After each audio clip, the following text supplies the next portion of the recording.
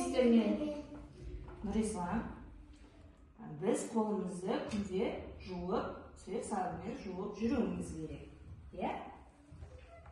Ал оларды бізге жою үшін бізге су және сұйық сабын қажет болады. Микробтар бізге қайдан жұғады? Ана шөбінде, тегінде, туалетте барғанда. Сосын? Тамақ істегенде, ойыншы ойнағанда, топалақта ойнағанда. Дұрыс айтасың. Ендеше біз сол микробтарды күнде жойып тұруымыз керек. Солай ғой? Тазартуымыз керек болады қолымызды.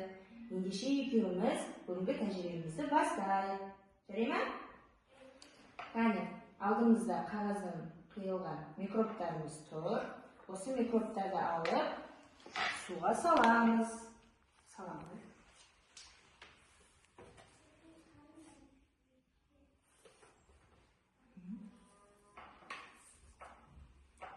Саламыз.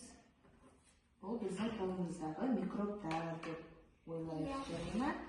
Енді осы таяқшаны сабынымызға маламыз. Енді сабынды микробтарға саламыз. Саламыз осылай. Сонда микробтарымыз қашып кетеді. Міне. Біз қолымызды сабынмен жуып тұрсақ күнделікті, біздің қолымыздағы микробтарымыз дәл осылай қашып кететін болады. Солай ғой, Нұрислам?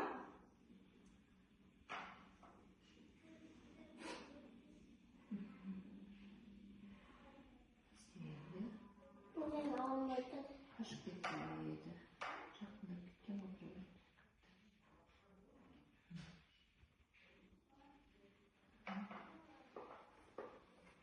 Тағы да сабынға малуға.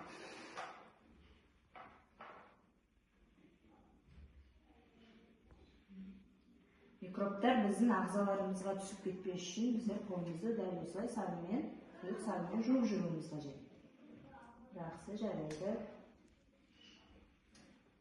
Нұрислам, тәжірибе саған ұнады ма? Ұнады. Жақсы ма екен?